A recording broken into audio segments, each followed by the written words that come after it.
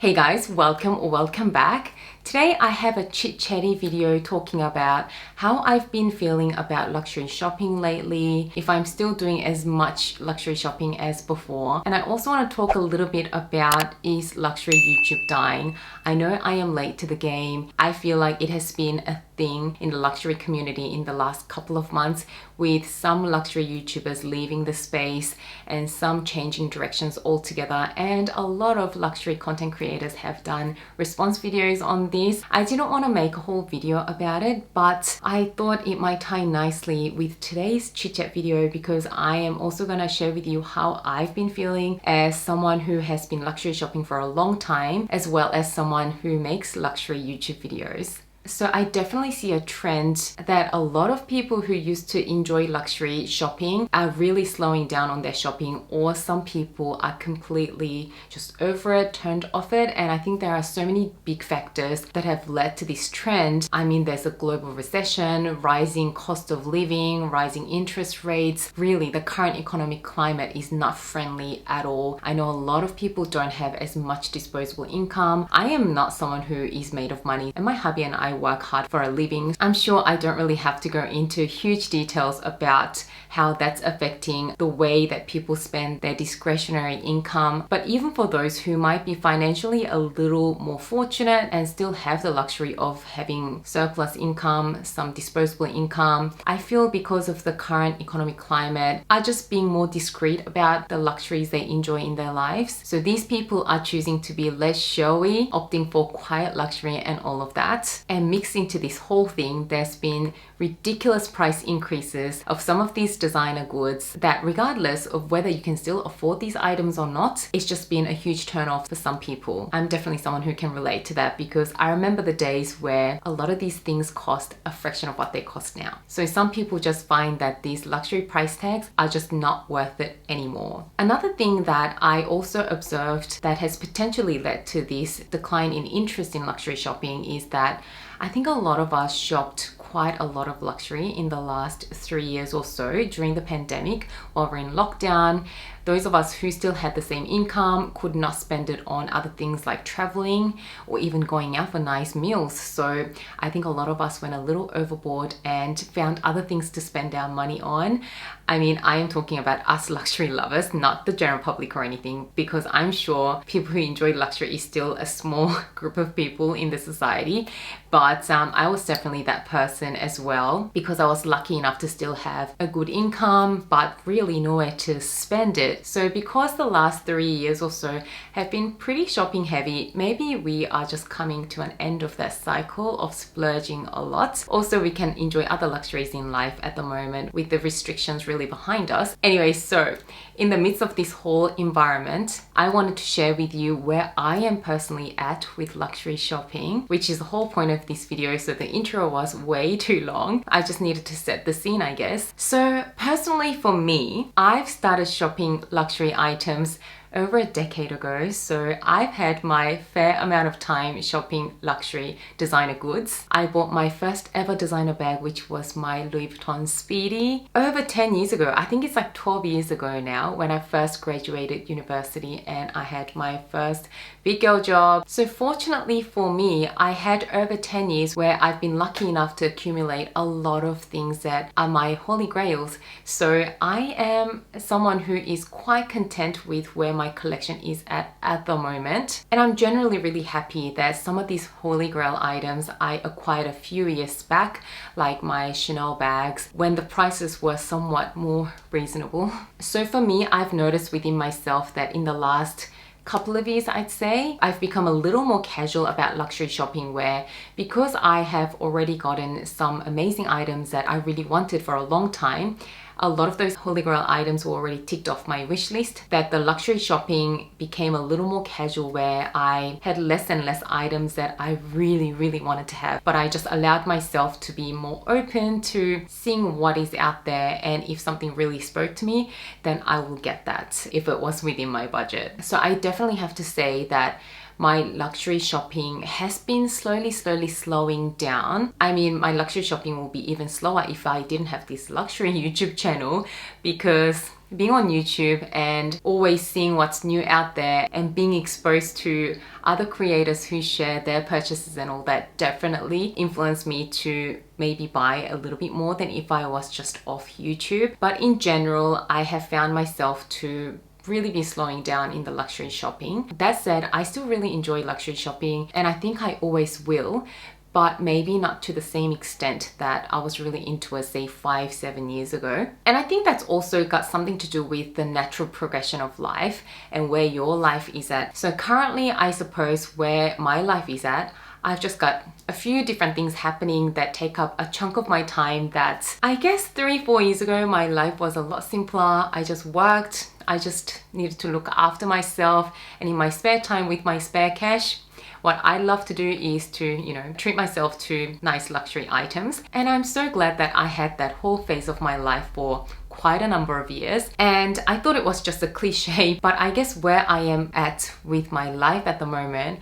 I am due to have my first baby in about 2 months' time. Oh my goodness, I cannot believe how time has flown so fast. So naturally, I'm spending a lot of time researching baby things or reading up on pregnancy things or shopping for baby things, which mind you is very, very expensive. So even though I'm not trying to actively reprioritize what I spend my money and my time on, it's just a natural thing that my time and resources are just completely divided at the moment. And like I said, I still absolutely love and enjoy buying nice things for myself. And I assure you that you will still see me buying new things. But I feel like this transition in life also has something to do with me slowing down on the luxury shopping, which I think is completely natural and normal. And we've also been spending a little more time and a little more money on some new furnitures and all that. We're actually working on changing the layout of our furnitures in the lounge area, so there's a bit more free space for like a baby play area. So with that, we noticed we need a few other extra things that we need to buy in terms of furniture, so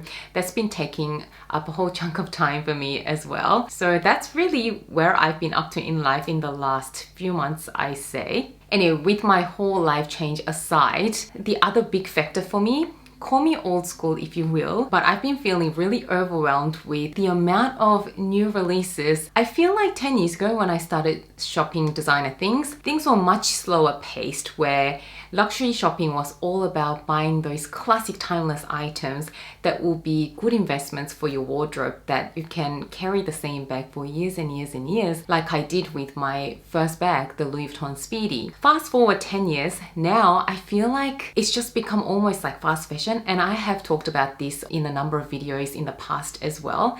But I think it's just getting faster and faster and faster paced. You blink and there are like 5 new collections. And rather than me being excited about, oh, what's new and what's coming up, I think it's just been a little all too much for me, and it kind of turned me off browsing. For me, designer items are not really about buying the most trendiest thing. If I wanted to do that, then I don't think I'll really invest that much money into one single item.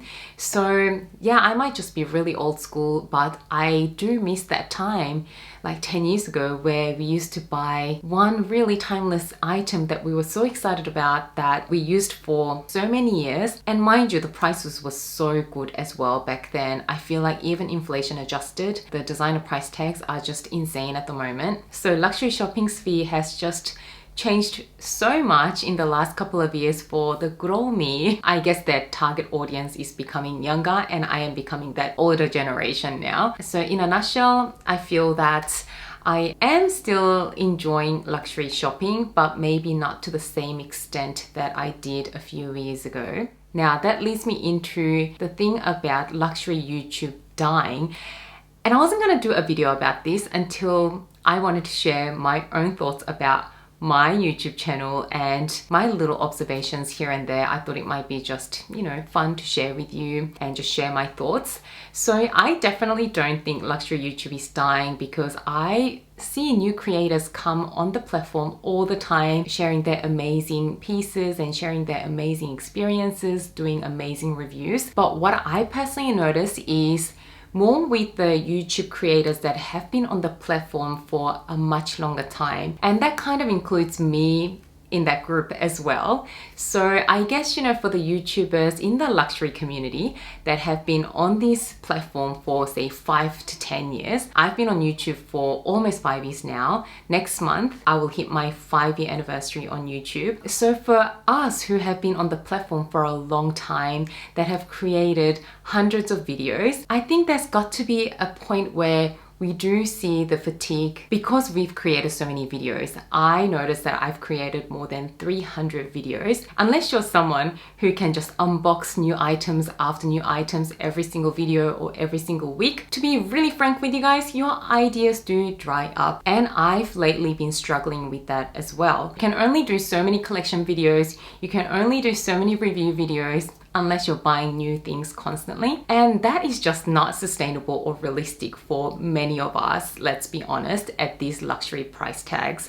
So the way I see it is that maybe for those of us that have been on the platform for a really long time, we sometimes hit that point of fatigue, and some of us just take a hiatus, others just put that YouTube chapter behind them, and that is completely fine because everyone's got their own personal decisions on these things. And I know for a lot of us it is a side hobby, maybe a part-time job, but we do also have other full-time obligations and responsibilities. Also, with YouTube trends changing and different social platforms coming to rise and becoming really popular, like a big thing is the short form content now, because TikTok and Instagram Reels are where things are at the moment. I've noticed with a lot of us who have been on YouTube for a number of years, our views and engagements are declining, and that can definitely be a factor and really demotivate some of us to create more videos because we enjoyed creating this long form content. I am just editing at the moment, and I just wanted to clarify